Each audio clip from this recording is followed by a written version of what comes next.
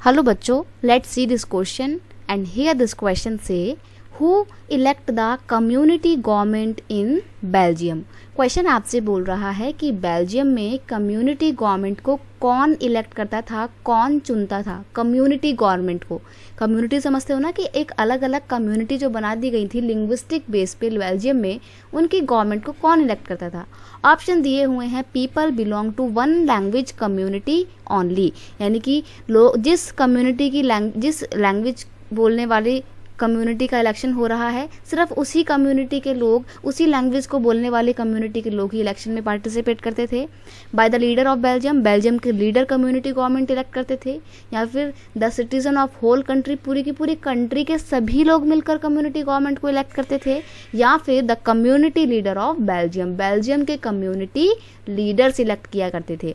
देखो ऑप्शन 1 बिल्कुल सही आंसर है, लेकिन ऑप्शन 1 में कुछ कमियां हैं जो मैं आपको बता देती हूँ। वो क्या है? वो ये है कि उसको बहुत ज़्यादा एक्सपैंड करके नहीं लिखा हुआ है, सिंपल सा बता रखा है कि जो लैंग्वेज बोलने वाले लोग हैं वही, अगर उस कम्युनिटी के इलेक्शन हो रहे हैं तो सिर्फ वही कम्युनिटी के लोग ही अपने उस इलेक्शन में पार्टिसिपेट करेंगे। तो ये बिल्कुल सही है।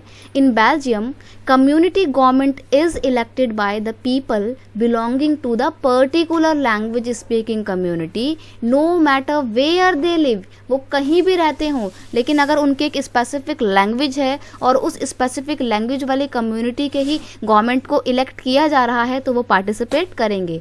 आप इस क्वेश्चन को कुछ इस तरीके से समझ सकते हो, जैसे मान लीजिए कि हम इंडिया का ही एक एग्जांपल लें, तो ये है आपका इंडिया, मान लीजिए ये है इंडिया, और इंडिया में 2 कम्युनिटी हैं। अभी हम सिर्फ नाम के लिए देख रहे हैं, मेरा यहाँ पे बिल्कुल भी मतलब नहीं कि मैं किसी भी तरीके के डिस्क्रिमिनेशन को या कम्युनिटी डिफरेंसेस को यहाँ पे दिखाना चाह रही हूँ। मान लीजिए 2 कम्युनिटी हैं, एक है कम्युनिटी हिंदूज़ की और एक है कम्युनिटी यहाँ पे मुस्लिम रिलीजन को फॉलो करने वाली। तो अगर हिंदू कम्युनिटी के लोग अपनी सिर्फ एक अलग गवर्नमेंट बनाना चाहते हैं, सिर्फ हिंदू लोगों के लिए अपनी एक सरकार बनाना चाहते हैं जो हिंदू लोगों के लिए काम करेगी, तो उसके इलेक्शन में पार्टिसिपेट कौन करेगा?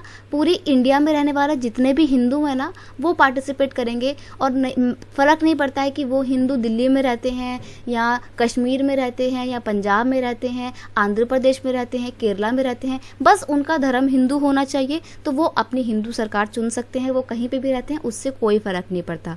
सिमिलरली मुस्लिम कम्युनिटी के लोगों ने अपनी एक अलग गवर्नमेंट बना लिया है, अपना एक अलग ग्रुप बना लिया है, और उनके लिए इलेक्शन सिर्फ मुस्लिम कम्युनिटी के लोग ही देते हैं, और फिर वो भी चाहे कहीं भी रहते हों। तो यही चीज़ हो रही थी बेल्जियम में। यहाँ पर मैंने सिर्फ एक एग्जाम्पल लिया है, तो इसको आप गलत इंटरप्रेट नहीं करेंगे कि मैं किसी भी तरीके की कम्युनिटी गवर्नमेंट बनाने की या रिलीजियस बेस पे गवर्नमेंट बनाने का सपोर्ट करती हूँ, ऐसा मेरा बिल्कुल मतलब नहीं है। बस आपको एक एग्जाम्पल के थ्रू में समझाना चाहती हूँ कि बेल्जियम में सेम यही हो। बेल्जियम में क्या हो रहा था? बेल्जियम में दो क्या मतलब वहाँ पे जो जितनी भी लैंग्वेज बोलने वाले कम्युनिटी के लोग थे, जैसे कि अगर फ्रेंच लैंग्वेज बोलने वाली कम्युनिटी के लोग हैं, तो जितने भी लोग बेल्जियम में फ्रेंच लैंग्वेज बोलते हैं वो अपनी कम्युनिटी के लिए सरकार चुनेंगे। फिर चाहे मैटर नहीं करता कि वो यहाँ रहते हैं, यहाँ रहते हैं, यहाँ रहते हैं, या फ्लैमिश एरिया में रहते हैं, वॉलोनियर एरिया में रहते हैं, कहीं पे भी रहते हो, लेकिन अगर फ्रेंच कम्युनिटी के लिए सरकार बनाई जा रही है तो वो पार्टिसिपेट करेंगे। सिमिलरली अगर डच कम्युनिटी के लिए सरकार बनाई जा रही है तो डच स्पीकिंग लोग पार्टिसिपेट करेंगे, फ़र्क नहीं पड़ता है वो कहीं पे भी रहते हैं। तो यहाँ पर ये कहना जा रहा था कि कम्युनिटी गवर्नमेंट के इलेक्शन में उसी कम्युनिटी के लोग पार्टिसिपेट करते हैं जब कम्युनिटी गवर्नमेंट इलेक्ट की जा रही होती है। तो ऑप्शन 1 आपका यहाँ पर बिल्कुल सही आंसर है। I hope you understand it well. Best of luck.